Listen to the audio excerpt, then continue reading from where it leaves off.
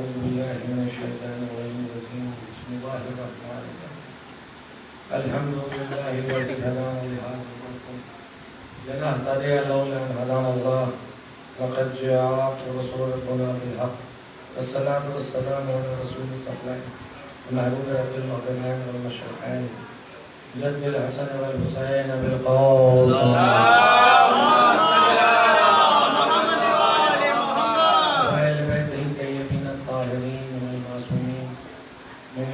هذا إلى قيام يوم الدين أما بعد فقد قال الله تبارك وتعالى في كتابه المجيد والفرقان الحميد وقوله الحق وهو أصدق الصادقين بسم الله الرحمن الرحيم لقد كان لكم في رسول الله أسوة حسنة صلوات الله اللهم صل على محمد وعلى آله محترم میں نے جس آیت کو سرنامہ سخن قرار دیا ہے اس میں پروردگار کی جانب سے ارشاد ہو رہا ہے کہ تمہاری زندگی کے لیے اللہ کے رسول کی حیات نمونہ عمل ہے۔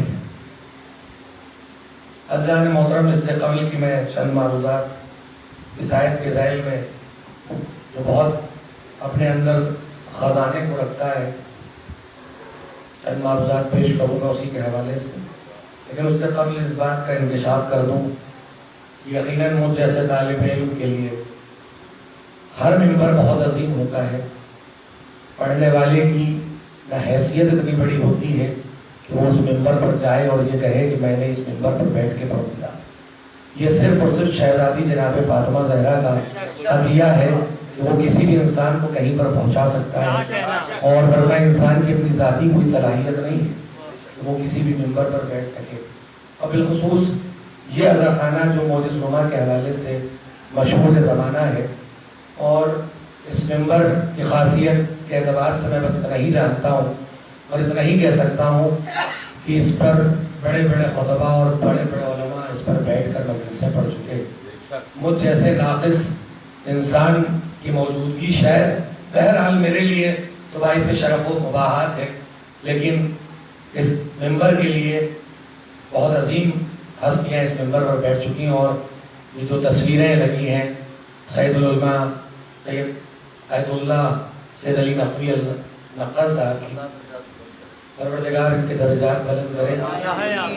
میں اس لیے نہیں کہ ان کے خانوادے کی طرف سے اس مجلس کا انعقاد ہے اور میں بیٹھ کر پڑھ رہا ہوں، لیکن میں یہ ضرور کہنا چاہتا ہوں کہ میں نے جتنا ان کے بارے میں عرض کیا اور محسوس کیا اس بلند مرتبہ شخصیت کے بارے میں، تو یہ محسوس ہوا کہ آج جتنے بڑے خطیب علماء ممبر پر موجود ہیں، اگر کہیں نہ کہیں ان کی تہ تک جایا جائے تو ان سب کا رشتہ اسی ذات سے ملتا ہے، جسے سید العلماء کہتے ہیں۔ صلی اللہ علیہ وسلم۔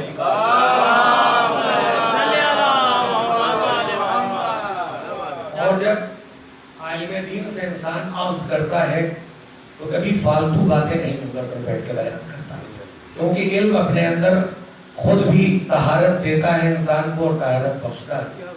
حضرات محترم، نجیب بھائی نے جتنا کچھ میرے بارے میں کہہ دیا وہ اس کے لائق بھی میں نہیں ہوں، اور ہم سب کوئی کسی لائق نہیں ہے۔ یہ تو صرف فرش اعلیٰ کا طفیل ہے کہ انسان کسی جگہ پر بیٹھ جاتا ہے اور وہ اس کی عزت اور اس کے احترام میں اضافہ ہو جاتا ہے۔ یہ اس کا ذاتی فعل نہیں ہے بلکہ امام حسین کا صدقہ ہے، ورنہ ہم جیسوں کو کون کہاں جانتا ہے۔ غلام عباس صاحب ہیں، پوری دنیا میں جانے اور پہچانے جاتے ہیں، رونق صفی پوری صاحب ہیں، نجیب صاحب ہیں، کس حوالے سے؟ صرف اور صرف ذکر امام حسین کے حوالے سے۔ اس کے علاوہ کوئی تعارف ہی نہیں ہے ہم سب کا۔ ہمارا تعارف یہ ہے کہ ہم حسین کے در کے فقیر ہیں، اور کسی بھی انسان کو یہ بات سوچنے کا حق ہی نہیں حاصل کہ ہم نہ ہوتے تو عزاداری نہ ہوتی۔ ہاں یہ ضرور ہے کہ اگر عزاداری نہ ہوتی تو ہمارا تعارف نہ ہوتا۔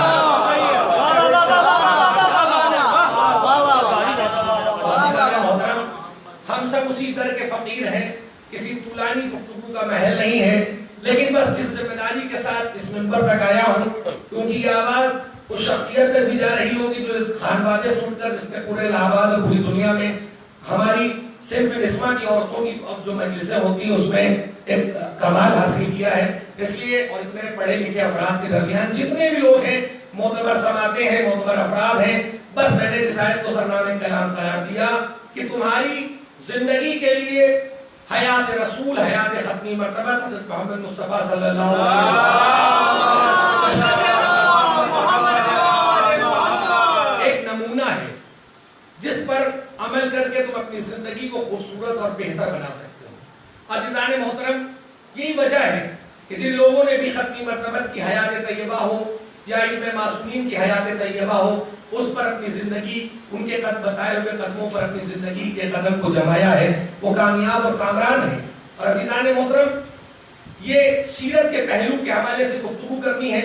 سیرت کے جلسے تو بہت ہوتے ہیں, ہم نے بارہا سیرت کے حوالے سے عنوان سے ختمی مرتبہ کے عنوان سے بہت سی محفلوں کو دیکھا ہے, بہت سی مجلسیں بھی ہوتی ہیں, لیکن اس سیرت کی مجلس یا محفل میں کبھی سیرت ختمی مرتبہ نہیں بیان کی جاتی, بلکہ یہ بتایا جاتا ہے کہ ان کے گیسو ایسے تھے, وہ ایسا پہناوا پہنتے تھے. ہم اس طرح کی مجلسوں کو یا اس طرح کے باتوں کو رسول اللہ کی سیرت نہیں سمجھتے. ہم رسول اللہ کی سیرت اسے کہتے ہیں کہ رسول اللہ نے اپنی زندگی میں کیسے قدم اٹھایا تھا, ان کی ایک سانس کیسی تھی, ان کا حسن سلوک کیسا تھا. ہم اسی پر عمل کر کے اپنی زندگی کو سیرت کے اعتبار سے کامیاب بنانے کی کوشش کر سکتے ہیں. صلوات دیکھیں.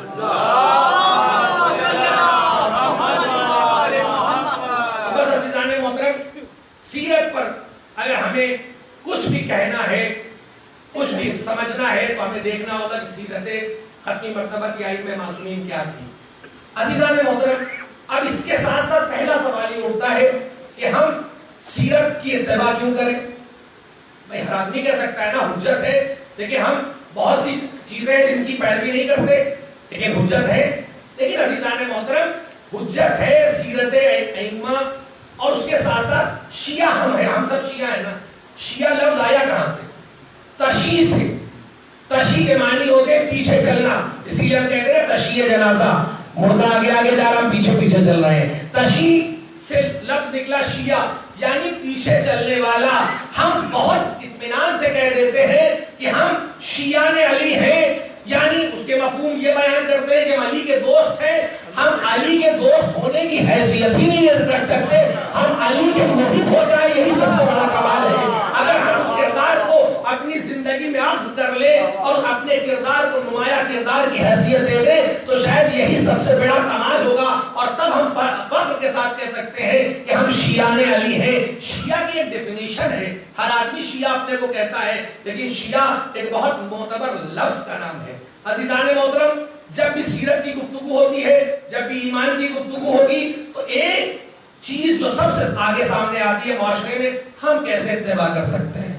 وہ سیرت نبی ہے, وہ سیرت معصومین ہے. یہ شیطان کا سب سے بڑا حربہ ہوتا ہے, سب سے بڑا ہتھیار ہوتا ہے کہ وہ پہلے ہی آپ کے ذہن میں یہ وسوسہ ڈال دیتا ہے کہ آپ کہاں اور اہل بیت کہاں. نہیں عزیزان محترم, اگر پروردگار کو پتا ہوتا کہ یہ اتباع نہیں کر سکتے تو کبھی نہ اتباع کرنے کے لیے کہتا, لیکن پروردگار نے اتباع کے لیے کہا ہے کہ سیرت پر اتباع کرو, تو اس کا مطلب ہم اتباع کر سکتے ہیں, اور ہم نہیں, ہم سے پہلے بھی نہ جانے کتنے لوگوں نے اتباع کی ہے. یہی وجہ ہے کہ جن لوگوں نے اتباع کر کے اس زندگی کو اپنی زندگی سمجھا اور ایک خوبصورت نظام حیات اپنے اندر پیدا کیا, تو صرف وہی خوبصورت نہیں ہوئے, بلکہ ان کے قریب رہنے والے افراد بھی خوبصورت بنتے چلے گئے. کیونکہ یہ کمال ہے سیرت اہل بیت کا, سیرت ائمہ کا, کہ جو بھی ان کے قریب جاتا ہے خوبصورت بن کے واپس آتا ہے.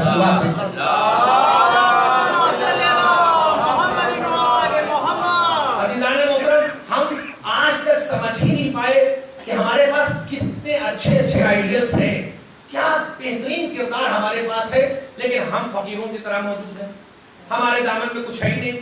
ہمارے پاس ایسے ایسے خزانے موجود ہیں, لیکن ہم نے ان خزانوں سے کبھی فائدہ نہیں حاصل کیا. بس یہ اسی طرح ہے کہ ایک انسان ہے, غریب ہے, ایک دن گھر گرا تو پتا چلا گھر کے اندر خزینہ دفن تھا, لیکن گھر کے اندر خزینہ تھا, بڑے بڑے خزانے تھے, لیکن ہم فقیر کی مانند ہیں. عزیزان محترم, جس دن ہم سمجھ لیں گے کہ ائمہ معصومین کی اہمیت کیا ہے, ان کی زندگی کی طریقت پر اپنی زندگی کو اگر ہم رکھ دیں گے تو ہماری زندگی معتبر ترین ہو جائے گی. اور جن لوگوں نے اس پوری کائنات میں ائمہ معصومین کے حوالے سے اپنی زندگی کو آگے بڑھایا. وہ دنیا کی آنکھوں میں خیرہ ضرور بنے لیکن معراج کی منزلوں پر پہنچ کے آواز دیتے رہے کہ ہم اہل بیت کے در سے معروف ہیں.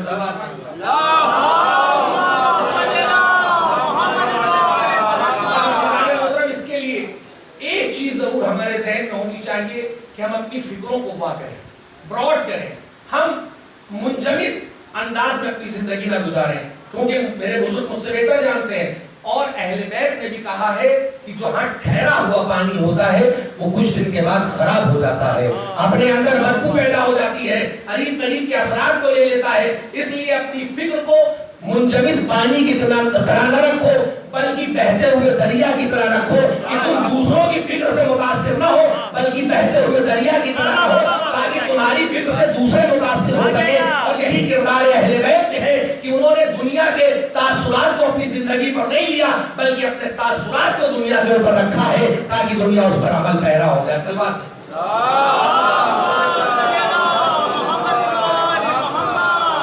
یہی وجہ ہے عزیزان محترم کہ ہمیں دیکھنا ہوگا کہ ان ذوات مقدسہ نے کس طرح کی زندگی کو گزارا. ہم اپنی زندگی میں اگر اس طرح کے تھوڑے سے بھی حالات پیدا کر لیں تو شاید ہمارا فرش پر آنا کامیاب ہو جائے گا. یہ مجلسیں اس لیے نہیں ہوتی معذرت کے ساتھ کہ بیٹھنے والا خطیب زیادہ جانتا ہے, نہیں, بلکہ ہو سکتا ہے ممبر کے نیچے جو افراد بیٹھے ہوں وہ پڑھنے والے سے زیادہ جانتے ہوں. مجلسیں صرف اس لیے ہوتی ہیں تاکہ یاد دہانی کے لیے کہ جو چیزیں ہم بھول گئے ہیں ان کو پھر سے یاد کر لیں, خطیب اپنے لیے یاد کر لے, سامعین اپنے لیے یاد کر لیں. یہی مقصد ہے مجلس کا, اس کے علاوہ اور جس دن ہم ممبر پہ بیٹھنے والا ہو چاہے فرش پر بیٹھنے والا اس چیز کو محسوس کر لے گا کہ ہماری زندگی کا اصل مقصد کیا ہے, ہدف کیا ہے, اس کی زندگی خوبصورت ہو جائے گی. ہم بارہا یہ کہتے ہوئے بڑے فخر کے ساتھ محسوس کرتے ہیں کہ ہم علی کے چاہنے والے ہیں, ہم ختمی مرتبت کے چاہنے والے ہیں, ہم امام حسین کے ماننے والے ہیں. کیا کہیں بھی ہماری زندگی کے ایک ایک لمحے سے بھی ظاہر ہوتا ہے کہ ہم اہل بیت کے ماننے والے ہیں؟ مجھے تو نہیں لگتا. میں آپ کی بات کیوں کہوں, میں اپنی بات کر رہا ہوں کیونکہ انسان کو خود اپنے کردار کا محاسبہ کرنا چاہیے. کیونکہ مولا کائنات علی ابن ابی طالب علیہ السلام نے نہج البلاغہ میں ارشاد فرمایا ہے کہ اچھے عمل کی دعوت دینا اچھی بات ہے لیکن اس دعوت پر عمل کرنا اور اچھی بات ہے. ہم امر بالمعروف یا نہی عن المنکر کی دعوت تو دے دیتے ہیں لیکن ہم دوسروں کو بتانے لگتے ہیں کہ اچھے عمل کرو, اس چیز سے اپنے کو روکو, لیکن پہلا ضروری عمل یہ ہے کہ ہم اس چیز سے اپنے آپ کو بچائیں, اپنے کردار کو بچائیں. ہمیں کہنے کا حق ہی نہیں حاصل ہے کہ ہم آپ سے کہیں اس چیز سے بچو.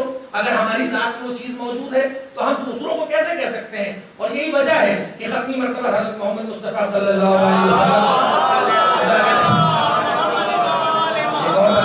وسلم مولانا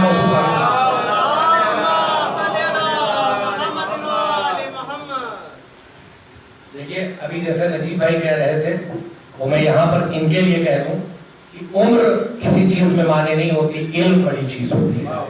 اور عامر صاحب عمر میں ہم سے بہت چھوٹے ہیں لیکن علم میں بہت بڑے, اس لیے جب اپنے سے بلند کوئی انسان قریب آ جاتا ہے تو زبان میں لکنت بھی ہونے لگتی ہے, سخت لسانی بھی ہوتی ہے. اگر آپ ہو جائے تو معاف فرمائیے گا.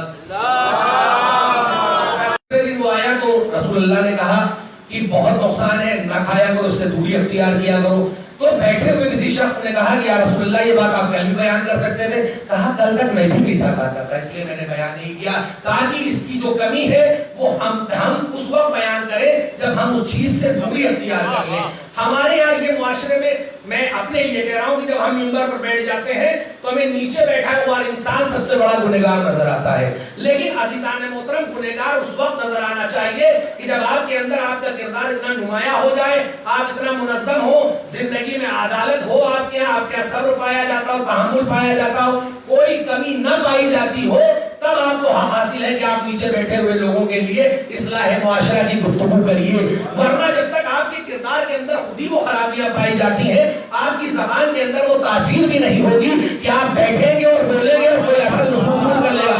یہی وجہ ہے کہ بڑے بڑے خطیب بیٹھ کے بہت کچھ کہہ کے چلے جاتے ہیں اور کہتے ہیں اثر نہیں ہوا. اس کی وجہ یہ ہے کہ پہلے اپنے کردار کے اندر وہ خوبی پیدا کر لو, تب تمہاری زبان میں وہ خوبی پیدا ہو جائے گی.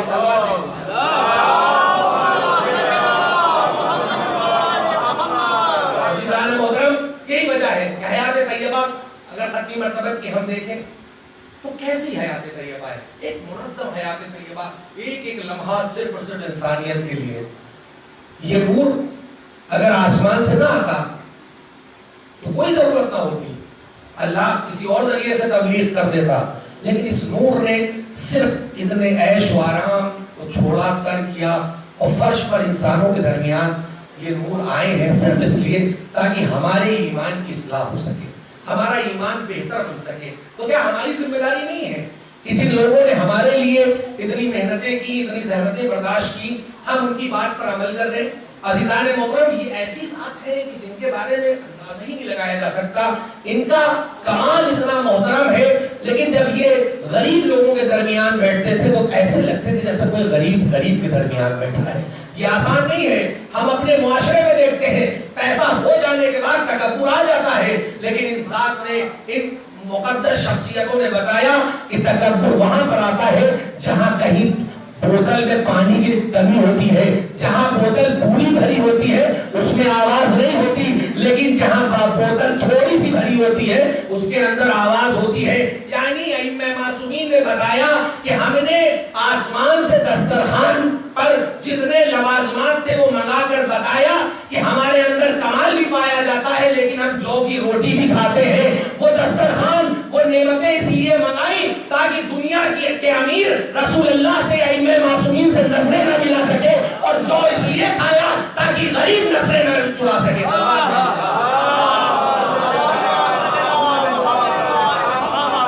ورنہ جو شخصیت ایک دن منگا سکتی تھی وہ روزانہ منگا سکتی تھی, اللہ کی بارگاہ میں ایک کمی نہ ہو جاتی, لیکن منگا کے بتایا کہ تم ہماری عظمت کو دیکھو. لیکن جو کی روٹی کھا کے بتایا کہ ہم ایسا روکھا سوکھا کھا رہے ہیں کہ جو غریب بھی ہم سے آنکھیں نہ بچا سکے. تو اس لیے ہمیں اگر سیرت پر چلنا ہے, اپنی زندگی گزارنا ہے, تو ہمیں محسوس کرنا ہوگا کہ ان شخصیتوں نے کس طرح کے پیغام دنیا کے سامنے پیش کیے. عزیزان محترم, ہم چاہتے ہیں کہ کسی چیز کی اگر ہم تبلیغ کرتے ہیں تو اس تبلیغ کو ماننے والے سب لوگ آگے بڑھیں اور ہماری بات کو مانیں. جو نہ مانے گا ہم اس کو ڈرائیں گے, دھمکائیں گے. دور میں یہ ہو ہی رہا ہے کہ اگر ہماری تحریک پر عمل نہیں کیا تو ہم آپ کے لیے مخالف ہو گئے. عزیزان محترم, ختمی مرتبت کو چاہیے تو یہ تھا کہ جس وقت فتح مکہ ہوا تھا, ختمی مرتبت کے پاس اتنے افراد بھی تھے, وہ ظلم کر سکتے تھے, معاذ اللہ ایسے عمل کر سکتے تھے, ان کو بدلہ دے سکتے تھے, لیکن رسول اللہ نے جو مشکیں کسی ہوئی تھی ان مشکوں کو کھلوا کے بتایا کہ دیکھو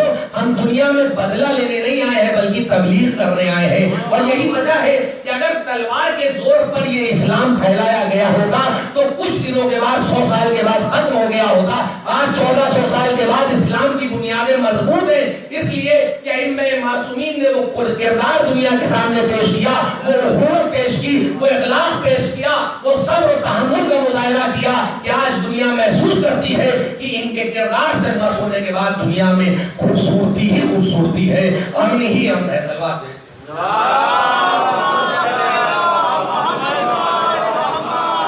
میں بار بار معذرت کے ساتھ گھڑی اس لیے دیکھ رہا ہوں کہ بہت رات ہو چکی ہے. میں نہیں چاہتا, کیونکہ مولانا موصوف مجھ سے بہتر جانتے ہیں کہ میں نے ایک دن پڑھ رہا تھا تو اس کوٹیشن میں دیکھا مولا علی کے اقوال میں کہ ان کا کہنا ہے کہ لمبی گفتگو جو ہے وہ عیب میں مانا جاتا ہے, مختصر بات میں اپنی بات کو وقت میں کہہ کے تمام کر دینا یہی سب سے بڑا کمال ہے. آج یہ نہیں کہ اگر میں 1-1.25 گھنٹہ مجلس پڑھوں یا کوئی خطیب پڑھے تو اسی کے بعد دین مکمل نہیں ہوتا. 15 منٹ, 25 منٹ, 30 منٹ میں بھی اپنی بات پوری کی جا سکتی ہے. اس لیے میں جلدی چاہ رہا ہوں کہ اپنی بات پوری کر. صلوات بھیجیں. عزیزان محترم, یہی وجہ ہے کہ اگر ہم دیکھیں تو کتنے نقوش ہیں ختمی مرتبت کے کردار کے, جن کو ہم دیکھیں تو محسوس کریں کتنا اچھا کردار پیش کیا دنیا کے سامنے. اور عزیزان محترم, یہی وجہ ہے کہ ایک وہ واقعہ ملتا ہے جو شخص ہے جو متاثر ہوا اور اسلام اس نے قبول کر لیا, لیکن اس کی ماں نے اسلام کو قبول نہیں کیا تھا. اور اب ایک وقت آیا کہ جب جہاد کے لیے وہ رسول اللہ کے ساتھ جانے کو تیار ہے, لباس جہاد پہن چکا ہے, اب پیغام دینا ہے رسول اللہ کو وہاں پر. چاہتے کہتے کہ ہمارے پاس افراد کی کمی ہے, ابھی نیا دین آیا ہے, 50 لوگ ہیں, 100 لوگ ہیں, 150 لوگ ہیں, ایک آدمی چلا جائے گا. لیکن نہیں, رسول اللہ کے سامنے جو سب سے بڑا کردار ان کو پیش کرنا تھا وہ یہ تھا کہ ہمیں پیغام ایسا دینا ہے تاکہ ابھی اس کا نتیجہ ہو نہ ہو، آنے والے وقت میں اس کا نتیجہ ضرور سامنے آئے گا۔ اس شخص سے کہا تم نے اسلام ضرور قبول کر لیا ہے لیکن تمہاری ماں تم سے راضی بھی نہیں ہے اور وہ بیمار بھی ہے، جاؤ تم واپس، اور تمہارے لیے جہاد نہیں ہے۔ اب وہ شخص جو اجازت لے کے گھر سے نکلا تھا، اب جب اس کی ماں نے اس کو آتے ہوئے دیکھا، کہا کیوں آ گئے؟ کہا کہ میں اس لیے آیا کہ میرے رسول نے کہا کہ جاؤ اپنی ماں کو راضی کرو، اس کی اس بیماری کے وقت میں تم اس کی مدد کرو۔ ایک بار اس عورت نے جو شاید رسول یا اپنے بیٹے کے کہنے سے اسلام نہ قبول کرتی، فوراً کلمہ پڑھ کے بتایا کہ کہا کہ دیکھو جب اسلام کی پیغام اتنے اچھے ہیں تو اسلام کی بنیاد کتنی اچھی ہوگی۔ صلی اللہ علیہ وسلم۔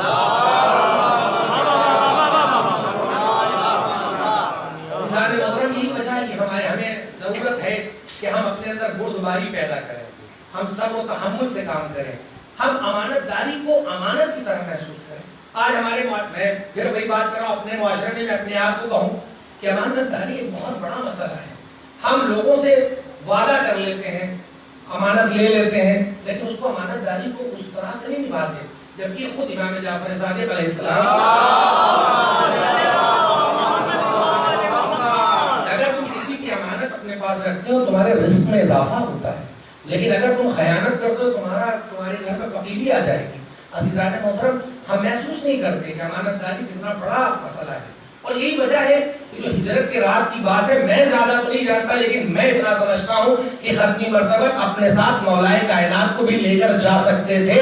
کیوں نہیں گئے یہ تو تاریخ کے لکھنے والے اور سمجھے علماء بیان کرے، لیکن اس میں ایک چیز سب سے اہم تھی جو امانت رسول کے پاس رکھی تھی رسول اللہ، اس لیے علی کو نہیں لے کے گئے تاکہ کل جب صبح ہوگی اور لوگ اٹھیں گے تو کہیں گے میری امانتیں کہاں گئی، رسول اللہ چلے گئے۔ تو امانت داری کی پاسبانی کے لیے رسول اللہ نے مولا کائنات کو چھوڑ کے بتایا کہ دیکھو میں جس طرح سے امانت کا امین ہوں اسی طرح علی بھی امانت کے امین ہے، اور میں نے کچھ نہیں بتایا لیکن ہر انسان کو اسی طرح امانت مل جائے گی جیسے اس نے میرے پاس رکھی تھی۔ صلوات بھیج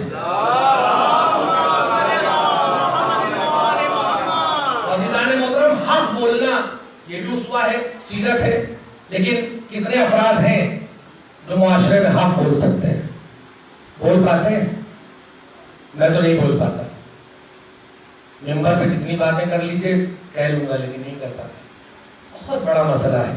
ہم اس بات کی فکر کرتے ہیں کہ ہمارے رشتے ختم ہو جائیں گے، ہم حق بولیں گے تو اس انسان سے جو ہمارے تعلقات ہیں وہ مراسم ختم ہو جائیں گے، لیکن اصل میں ہم دھوکہ کر رہے ہیں اس انسان کے ساتھ۔ کیوں؟ کیونکہ حق بولنے سے آپ کا بھی فائدہ ہوگا اور وہ انسان جو آپ کے ساتھ والا ہے اس کا بھی فائدہ ہوگا، آپ اس کی اصلاح کر لیں گے، لیکن ہم نہیں سوچتے ہم کیوں بولے حق، کیونکہ اس سے تعلقات میں خرابی آ جائے گی۔ عزیزان محترم، تعلقات میں خرابی آ جائے گی لیکن کم سے کم اس کا کردار آخرت تک کے لیے اچھا تو بن جائے گا۔ بہت آسان مسئلہ ہے کہ ہم کہہ دیتے ہیں کہ جناب عقیل کو مولا کائنات نے ٹوک دیا۔ جناب عقیل کے اندر کوئی ٹوکنے والی بات نہیں تھی، قیامت تک کے لیے پیغام دینا تھا دنیا کو۔ مولا کائنات کو اسی لیے اپنے بھائی سے پوچھا اور کہا کہ میں تم کو اتنا ہی دوں گا چاہے تمہارے گھر میں جتنا فاقہ ہو، تاکہ دنیا سمجھ لے کہ حق بولنا سب کے بس کی بات نہیں ہے سوائے مولا کائنات کے۔ ہم یہ ضرور کہہ دیتے ہیں کہ علی کے چاہنے والے ہیں، لیکن اگر حق اس طرح سے نہیں بول پاتے تو ہمیں کہنے کا حق ہی نہیں ہے کہ ہم علی کے چاہنے والے۔ صلوات ہے۔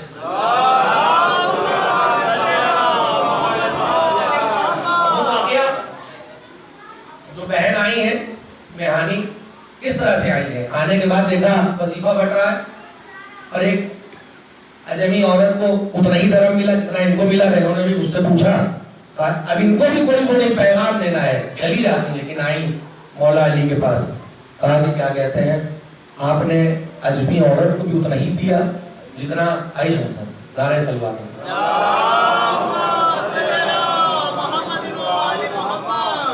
جتنا آپ نے مجھے دیا، وہ تو عجمی عورت ہے۔ ایک بار مولا کائنات نے خاک اٹھائے دونوں مٹھی میں اور کہا کیا ہے؟ کہا خاک ہے، مٹی ہے۔ کہا اسلام میں مٹی کو مٹی پر فضیلت نہیں حاصل ہے، کردار کو کردار پر فضیلت حاصل ہے۔ جتنا تمہارا کردار بڑھتا جائے گا تمہاری فضیلت بڑھتی جائے گی۔ صلوات بھیجتے ہیں۔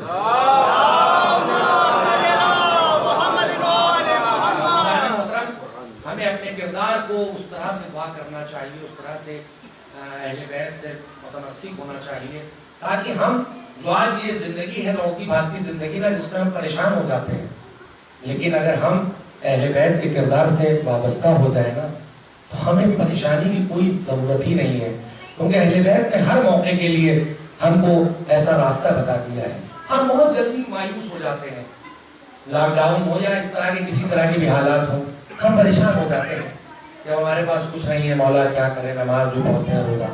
ہم بہت جلدی اپنی مایوسی کا اظہار کر دیتے ہیں اور پروردگار کی بارگاہ میں کہ پروردگار پریشانی ہمارے کے ہاں، بیماری ہمارے کے ہاں، لیکن ہم یہ نہیں سوچتے کہ ہمارے پڑوس میں رہنے والا نہ جانے کتنا ہم سے زیادہ بیمار، ہمیں احساس نہیں ہوتا، ہمیں اس کی پریشانی کا اندازہ نہیں ہوتا۔ عزیزان محترم، یہی وجہ ہے کہ ایک آیت اللہ کے پاس ایک شخص پہنچا اور پہنچنے کے بعد اس نے کہا کہ میں کیا بتاؤں، میں تو نماز پڑھتا ہوں، روزہ رکھتا ہوں، ہر وقت ہر عبادت کرتا ہوں اور مصلی پر بیٹھا رہتا ہوں اور گھر کے امور بھی انجام دیتا ہوں، لیکن میرے ساتھ بڑی پریشانی ہے، ساری بیماری میرے گھر میں، میرے ازدواجی زندگی میں بیماری ہر جگہ، اور اللہ نے کیا سارا امتحان مجھے میرے لیے رکھا ہے۔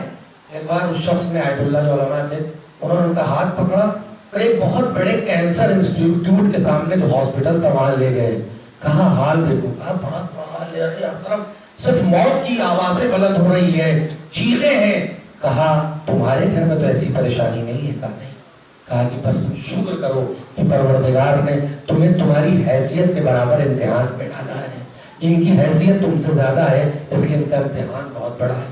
اگر ہم یہی چیزیں اپنی زندگی میں قبول کر لیں اور مان لیں، محسوس کر لیں، تو شاید ہمارے لیے پریشانی ہی نہ ہو۔ ہماری یہ ساری پریشانی یہ ہے، اس لیے ہے کہ پڑوسی بہت خوش ہے، ہم پریشان، اس کی کبھی ہمیں پریشانی نہیں ہوتی۔ ان کے یہاں مجلسیں بڑی اچھی طریقے سے ہوتی ہیں، ان کے یہاں پروگرام بڑے پیمانے پہ ہوتا ہے، آپ بھی ایک چھوٹی لائن کے بغل میں ایک بڑی لائن بنا دیں، آپ بھی کامیاب ہو جائیں گے، لیکن ہماری کوشش یہ ہوتی ہے کہ اس لائن جو بنی ہوئی لائن ہے اس کو کاٹ دیں، یہی سب سے بڑا برا جرم ہے۔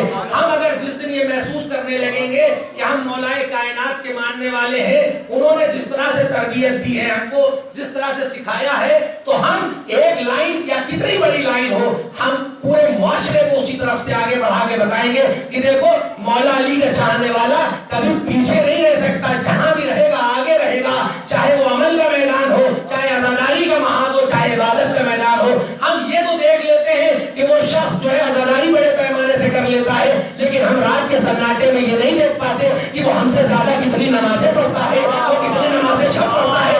ہم باہر کے آڈمبر کو تو دیکھ لیتے ہیں، اس دکھاوے کو جو سمجھ لیتے ہیں، اس کے اعتبار سے وہ دکھاوا ہوتا ہے، لیکن دل کے اندر وہ کتنا اللہ سے قریب ہے اس کو ہم نہیں محسوس کر پاتے۔ جس دن ہم لوگ محسوس کر لیں گے ہماری زندگی کامیاب ہو جائے گی۔ سلوات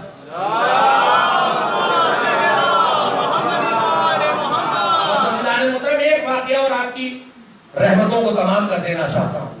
ہم یتیم پروری کے بارے میں بہت بولتے ہیں اور بولنا بھی چاہیے، مولا کائنات نے اپنی زندگی کا ایک بڑا حصہ یتیم پروری کے لیے لگا ہے، لیکن عزیزان محترم صرف کہہ دینے سے کام نہیں چلتا۔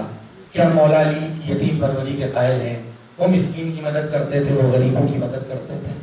جنگ خیبر بہت بڑا مال غنیمت ملا تھا، تاریخ شاہد اتنا ملا تھا، ایک ایک انسان کو جو اس وقت جنگ میں موجود تھا جو بھاگتا رہا لیکن پھر لے کے بھاگا ہے اچھا مال غنیمت، اونٹوں پر لوگ لاد کے لائے ہیں۔ سوچئے جب عام انسانوں کو اتنا ملا ہوگا تو اس علی کو کتنا ملا ہوگا۔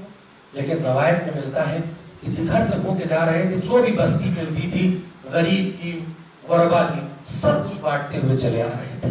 اور ایک زوجہ جو گھر میں موجود ہے، ہمارے اپنے معاشرے میں، ہمارے گھر میں کچھ نہ ہو، ہم بھیجیں، ہماری زوجہ بھیجیں کہ جائیے کچھ باہر سے لے آئیے، اور لوٹ کے جب آئے تو کچھ نہ ہو، اور پتا ہو کہ سب اتنا کچھ لے کے آئے ہیں، اتنا مال غنیمت، اور علی جب گھر میں آئے تو خالی ہاتھ ہے۔ کوئی اور زوجہ ہوتی تو بگڑ جاتی، لیکن علی کا کردار اگر بنا ہے تو اس کے پیچھے جناب فاطمہ کا کردار ہے۔ اگر گھر میں پریشانی ہو ہے اور جناب فاطمہ زہرا زیادہ سے زیادہ دباؤ ڈالے تو کوئی انسان اتنی امداد نہیں کر سکتا۔ مولا کائنات کی مایوسی کو چہرے پر دیکھ کر ایک بار شکر کا سجدہ کیا اور کہتی ہے کہ یا علی مجھے تمہارے جیسے شوہر کی تمنا تھی کہ جب وہ آئے تو اس کا چہرہ سرخرو ہو، سب کچھ مال غنیمت میں دے کے آنے کے بعد وہ انسان اپنے کردار کے ساتھ واپس آئے، اسے علی کہتے ہیں، اور اس طرح کے شخص کو پہچاننے والی کو جناب فاطمہ سلوات۔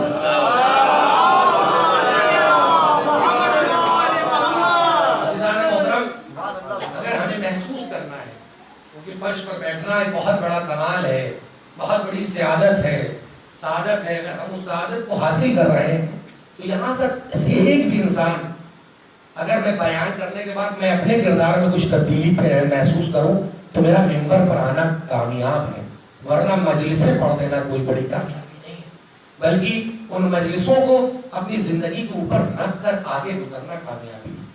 بہت مشہور واقعہ ہے، 100 سال اور زیادہ سال پہلے کا واقعہ ہے۔ ایک شخص ہے جو شیعہ ہے اور اس کو رات میں ختمی مرتبہ خواب میں آتے ہیں، اور آنے کے بعد کہتے ہیں وہ جو مجوسی شخص ہے نجف میں رہتا ہے اس کے پاس جانا اور اس کو بشارت دینا چاہنا۔ اب یہ شخص پریشان ہو گیا کہ مجوسی کا عقیدہ ہی نہیں ہے کہ وہ رسول کو صادق ہی نہیں مانتے، امین نہیں مانتے، وہ جنت کا بشارت دے رہے ہیں رسول اللہ، اور ایسے شخص کو اس کا عقیدہ ان کے اوپر نہیں ہے۔ 2 رات گزر گئی، تیسری رات جب آئی تو وہ پریشان ہو گیا۔ رسول اللہ نے کہا جا کے اس شخص کو جنت کی بشارت دے دینا، کہ رسول آئے تھے انہوں نے جنت کی بشارت دی۔ ابھی شخص نکلا، مجوسی کے گھر پہنچا، غلام نے کہا تم یہاں کیسے؟ تو ہمارے آقا سے بہت ایک طرح سے اس کو برا بھلا کہتے، تم یہاں کیوں آئے؟ کہا کہ بس کام ہے۔ مجوسی آیا، جیسے آیا بیٹھا، اس نے کہا بتائیے؟ کہا یہ بتاؤ کہ میں بیٹھنے نہیں آیا، بس ایک پیغام ہے رسول اللہ کو دینے آیا ہوں۔ کہا کیا پیغام ہے؟ کہا پیغام یہ ہے کہ رات میں وہ آئے تھے خواب میں، انہوں نے کہا کہ میں تم کو جنت کی بشارت دے رہا ہوں، اور کہا کہ پیغام دے آؤ۔ ایک بار وہ شخص جو مجوسی ہے کھڑا ہو گیا، وہ کہنے لگا تمہارا رسول سچا ہے اور اس کی صداقت سب سے بڑی ہے، اس کی صداقت سے بڑی کوئی صداقت نہیں ہے۔ ٹھیک ہے، تم اس رسول کو مانتے ہو؟ کہا نہیں مانتا تو نہیں، آج تمہاری بات سمجھ۔ کہا کیا ہوا؟ کہا ایک واقعہ گزرا ہے ابھی کچھ دن پہلے، پرسوں نرسوں 2-3 دن پہلے، کہ میرے پڑوس میں رہنے والا ایک شخص تھا، عمر گیا، 2 دن سے اس کے گھر میں فاقہ تھا، مجھے نہیں پتا، میرے گھر میں شادی کی تقریب تھی، میں اس میں بزی تھا، ہر طرف پکوان پک رہے تھے، اور جب وہ کھانے کی خوشبو بغل کے گھر میں گئی تو اس گھر میں ایک بچی رہتی تھی۔ اس بچی نے آہ بلند کی اور کہا اے اللہ، کیا کوئی نہیں ہے جو اس مفلسی میں میری مدد کر سکے، مجھے بھی کھانا دے؟ عزیزان محترم، لمحہ فکریہ ہے، ہم اپنے گھر میں کتنی بڑی بڑی ترتیبیں کر لیتے ہیں، لیکن پڑوس میں کیا حالت ہے؟ میں اپنے لیے کہہ رہا ہوں، بہت ہم عزاداری بھی کرتے ہیں، بہت اچھی بات ہے، عزاداری کریں، بہت اچھے پکوان پکائیں، لیکن ضرور اس کا خیال رکھنا چاہیے کہ پڑوس میں رہنے والا کیسا ہے۔ کہیں ایسا تو نہیں کہ وہ کسی بھی مذہب کا اس کے پاس کچھ نہ پہنچا ہو، آپ اپنا تبرک پہنچا دیں، امام حسین اس مجلس کو قبول کر لیں۔ عزیزان محترم، وہ شخص کہتا ہے میں سمجھ گیا کہ اب مجھے اس وقت کچھ کرنا ہے، اور اس نے جانتا تھا کہ میرا عقیدہ دوسرا ہے اور پڑوس میں رہنے والے کا شیعہ کا عقیدہ دوسرا ہے۔ اس نے اہتمام کیا اور جانے کے بعد بلایا لوگوں کو، کہا کہ ان کے مذہب کے تھے، شیعہ مذہب کے، کھانا پکاؤ اور پاکیزگی کے ساتھ کھانا۔ جب کھانا پک چکا تو رات کا وقت ہو گیا۔ دینے کا طریقہ دن میں دینا نہیں ہوتا، بلکہ رات کے سناٹے میں وہ دشت لے کے گیا اور ڈھکل بات کیا، زوجہ باہر نکلی، بیوی باہر نکلی، اس نے کہا کیا ہے؟ کہا کچھ کھانا لے کے آیا ہوں، تمہارے گھر میں بھوک ہے۔ اس عورت نے کہا کہ تمہارے ہاتھ کا کھانا نہیں لوں گی، تمہارا عقیدہ اچھا نہیں ہے۔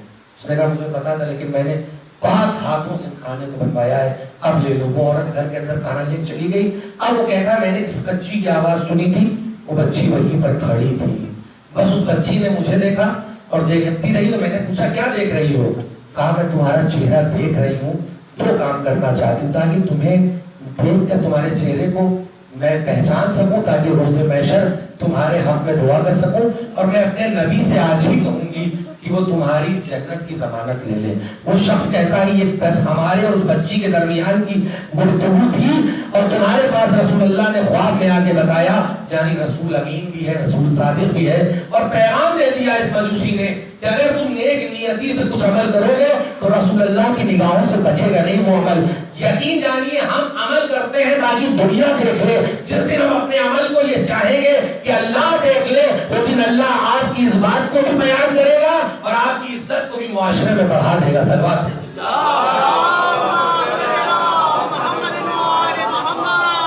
محترم، بس گفتگو کو میں نے تمام کیا، بس ہمیں اپنے کردار کو جھنجھوڑتے رہنا چاہیے، ہم اس اسوہ پر، اس سیرت پر عمل کر کے اپنی زندگی کو اچھا بنائیں، یہی ہماری سب سے بڑی کوشش ہونی چاہیے۔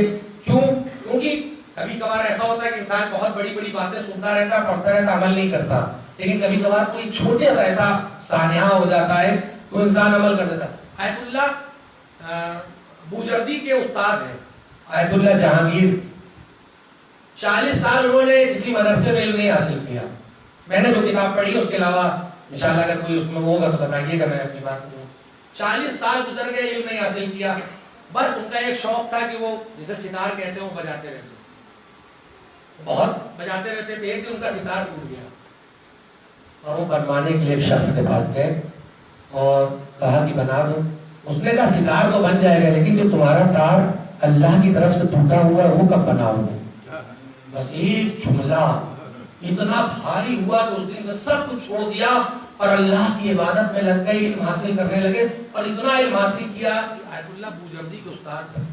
سوچئے ہمیں بھی یہی چاہیے کہ کسی نہ کسی دن ہم پروردگار ہماری توفیق کو اس لائق کرے کہ ہم اس مقصد اور اس سیرت سے وابستہ ہو سکے جس کے لیے ختمی مرتبہ ائمہ معصومین نے پوری زحمتیں پوری زندگی اٹھائی ہیں. ہم جس دن اس راستے پر چل سکیں گے ہمیں کہنے کا حق ہے کہ ہم کامیاب ہیں, ورنہ ہمیں کہنے کا کوئی حق نہیں ہے کہ ہم کامیاب ہیں. چاہے ہم فرش اعضا پر بیٹھے ہوں, چاہے مزیداری کے کسی اس میں کسی پہ تبصرہ نہیں کرنے کا وہ ہوں, لیکن اگر ہم یہ چاہتے ہیں کہ ہمارا معاشرہ خوبصورت ہو سکے, ہمارے معاشرے کی خوبصورتی کے لیے سب سے ضروری چیز ہے کہ جو افراد ہمارے مجلس و ماتم میں لگے ہیں 2 مہینے 8 دن 10 مہینے ان کی کفالت اور ان کی روزی روٹی کا انتظام بھی کرنا ہماری سب سے بڑی ضرورت ہے.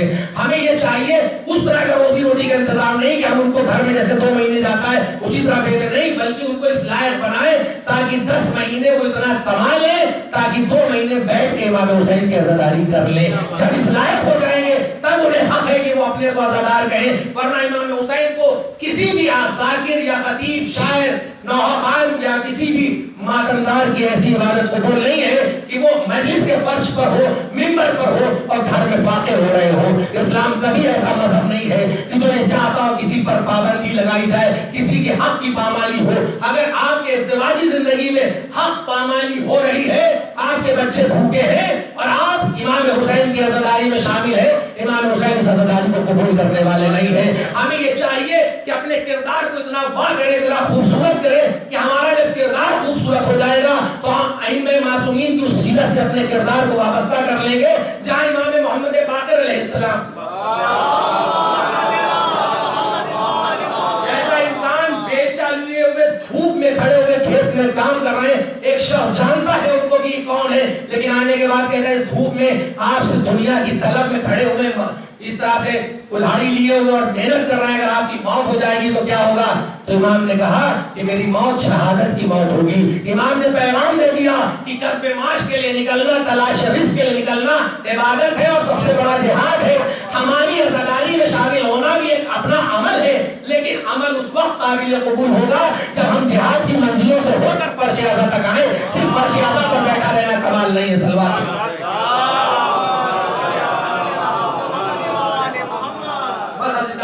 یہی وجہ ہے کہ جن لوگوں نے کربلا سے اپنا کردار واہ کیا ہے, وابستہ کیا ہے, اس سے اپنا رابطہ کیا ہے, وہ کردار اچھا نظر آئے گا, چاہے وہ رات کے سناٹے میں وہ کردار ہو, چاہے دن کے اجالے میں ہو.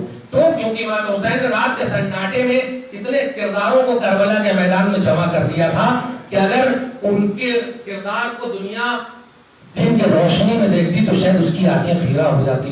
امام حسین نے ایسے ایسے کردار کو کربلا کے میدان میں پیش کیا, حبیب کا کردار, زہیر کا کردار, ایسے ایسے کردار.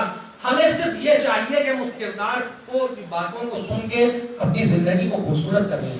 خیام امام حسینی میں کیا نہیں تھا, یہ تو ہماری بدبختی ہے کہ ہم وہاں سے حاصل نہیں کر سکے. اس جلے ہوئے خیمے میں بھی کیا نہیں تھا, صبر وہی تھا, تحمل اسی جلے ہوئے خیمے میں تھا, سرمایہ زندگی اسی جلے ہوئے خیمے میں تھی, کیا نہیں تھا, سجدے اسی خیمے میں جلے ہوئے خیمے میں موجود تھے. یہ پیغام ہے کربلا کے لوگوں کا کہ امتحان دینے کا سلیقہ سیکھنا ہے تو کربلا میں آؤ, زندگی جینے کا سلیقہ سیکھنا ہے تو کربلا میں آؤ, ایک ایک سانس اگر تمہیں گزارنی ہے تو کربلا کے میدان میں آؤ. امام حسین نے صرف رونے کے لیے کربلا نہیں بنائی تھی, نہ پیغام دیا تھا. امام حسین کی کربلا میں حیات جاودانی ہے.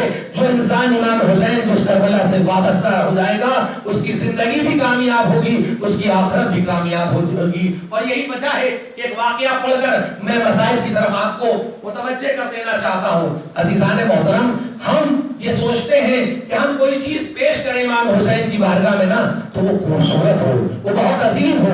یہی وجہ ہے کہ جب میں نے یہ واقعہ رونق بھائی کے یہاں بھی پڑھا تھا، جب کربلا کی توسیع ہو رہی تھی، اس کو بڑا کیا جا رہا تھا، تو بہت سے ایسے گھر تھے جن کو توڑا گیا. لوگ آتے تھے، کہتے تھے معاوضہ لیجیے، ہمیں کربلا کو اور وسیع کرنا ہے. ایک شخص کا گھر بالکل بیچوں بیچ میں تھا. جب لوگ اس کے پاس آئے، غریب انسان، کہا کہ اس گھر کو دے دیجئے، میں آپ کو بہت پیسہ دوں گا انتظامیہ کی طرف سے. اس نے کہا نہیں، مجھے بھی گھر نہیں دینا. چلا گیا، چل واپس کر دیا. اب اس نے محنت کرنا شروع کیا اور اس گھر کو خوبصورت کرنے لگا، دیواروں کو اچھا کرنے لگا، دروازوں کو اچھا کرنے لگا. پورا گھر جب خوبصورت کر دیا تو ایک بار ان لوگوں کے پاس گیا اور جانے کے بعد کہتا آئیے میں اپنا گھر آپ کو دینا چاہتا ہوں امام حسین کے لیے. وہ لوگ آئے تو دیکھا پریشان ہو گئے. کہا تم نے تو اس وقت گھر نہیں دیا جب گھر پوشیدہ تھا، اس کی دیواریں ٹوٹی ہوئی تھی. کہا مجھے پتا چلا نا کہ حسین کی راہ میں دینا ہے تو سجا کر دینا چاہیے. یہ طریقہ ہے ہماری زندگی کا کہ ہم حسین کی بارگاہ میں جو دیتے ہیں سجا کر دینا چاہتے ہیں کہ آقا حسین قبول کر لے. عزادارو، یہی تو وجہ تھی کہ رات کے سناٹے میں آقا حسین کے لیے قربانی پیش کرنے کے لیے لیلا بھی کسی کو سجا رہی تھی، رباب بھی کسی کو سجا رہی تھی. ارے پتا ہے کہ کل قربان ہو جانا ہے ان لوگوں کو، لیکن لیلا امام حسین کے اس بیٹے علی اکبر کو دیکھ رہی تھی. ارے بیٹا تمہیں صحرا پہننے کی دیکھنے کی تمنا تھی لیکن میں تم کو پہنا نہیں سکی، لیکن میں تم کو دیکھنا چاہتی ہوں. ہاں عزادارو، رباب اپنے ششماہے کو لیے تھی. عزادارو، بس ایک منزل امام حسین، آپ کو امام حسین نے کسی لمحہ فراموش نہیں کیا ہے. ایسے وقت میں جب ہر طرف عالم خراب ہو، کوئی انسان اپنے کسی رشتہ دار کو بھی جو دور رہتا ہے اس کو نہیں یاد کرتا، لیکن امام حسین جب آخری مقصد کے لیے آئے ہیں نا تب بھی انہوں نے آپ کو یاد کیا ہے. اسرار امامت سید سجاد کے حوالے کرنے کے بعد کہتے ہیں سید سجاد جب واپس جانا تو میرے چاہنے والوں کو میرا سلام کہہ دینا اور ان کو کہنا کہ جب ٹھنڈا پانی پیے تو میری پیاس کو بہت یاد کرے، اور کہنا کہ میں نے تمہیں اس وقت بہت یاد کیا جب میں علی اصغر کے لاشر کو اپنے ہاتھوں میں لیے تھا. کبھی آگے بڑھتا تھا، کبھی پیچھے بڑھتا تھا، اور میں نے تمہیں بہت یاد کیا. ہاں عزادارو، آج سفر کی 18 تاریخ ہے، ہم 40 سے قریب تر ہو چکے ہیں. ارے ہم 40 سے قریب تر ہو چکے ہیں، لیکن ہائے ہم 40 پہ نہیں جا پا رہے ہیں. ہماری آہیں بلند ہے. ہم مولا جس طرح سے 40 پہ قربانی کرتے تھے نہیں کر سکتے. لوگوں نے، علماء کرام نے جب 40 کا سلسلہ شروع ہوا بھی کچھ سالوں سے زیادہ، تو وہاں کی بستی والوں سے پوچھنے گئے یہ بتاؤ کہ تم اتنا اخراجات کیسے کر لیتے ہو، تمہارے حالات تو اتنے بہتر نہیں ہے. تو ان لوگوں نے کہا کہ ہاں میرے حالات بہتر تو نہیں ہے، لیکن جب 40 قریب آنے والی ہوتی ہے ہم اپنے گھر میں جو جانور ہوتا ہے اس کو استعمال نہیں کرتے بلکہ رکھ لیتے ہیں تاکہ 40 میں زائرین آئیں گے تو ان کو کھلائیں گے. پھر اس نے پوچھا نئے نئے بستر، نئے نئے برتن کہاں سے آتے ہیں؟ تو ایک بار اس شخص نے کہا ہمارے گھر میں کوئی لڑکی جب آتی ہے کہ نا اگر کچھ لاتی ہے تو ہم اس کو رکھ دیتے ہیں کہ پہلی بار جب زائر اس کو استعمال کر لے گا تو ہم اپنے لیے استعمال کریں گے. ارے بی بی زینب آئیے دیکھیے، ایسے عزادار ہے، پیر نہیں ہے، ہاتھ نہیں ہے، لیکن حوصلہ ہے. امام حسین کے روزے تک جانے کی صحیح ہے.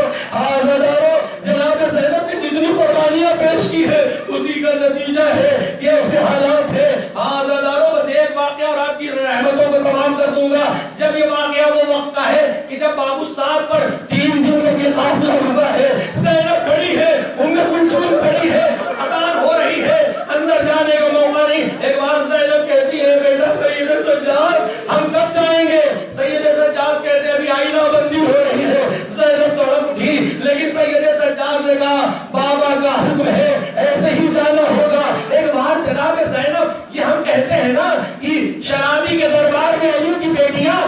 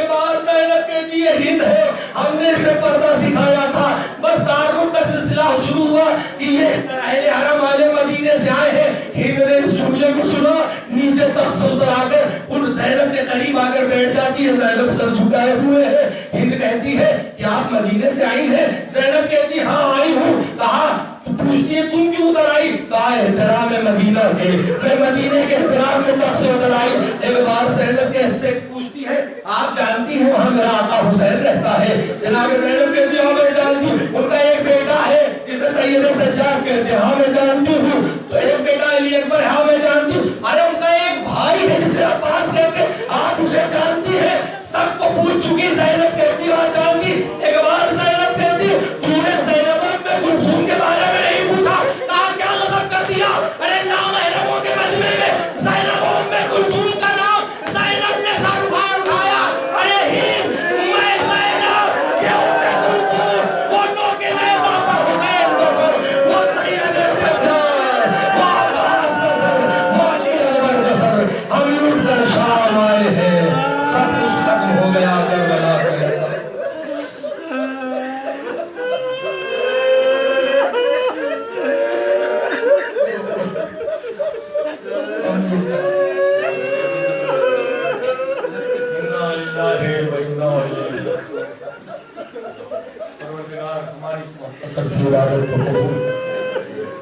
ہمیں جو بیمار کو شفائے کامل ہوا سکتا، ہمیں جو مقروض ہوں کے قرضوں کو معاف کر، ہمارے قوم میں اتحاد اور اتفاق پیدا کر، ہمارے قوم کے ایک ایک انسان کو، ملت کے ہر افراد کو اس وبا سے محفوظ رکھ. جو بھی فرض ادا کرایا ہے اس کی حفاظت کر، اپنے گھروں میں بھی ہو تو حفاظت کر. امام زمانہ کا جلد ظہور ہو، ہمیں ان کے امان و انصاف میں شمار. ماتم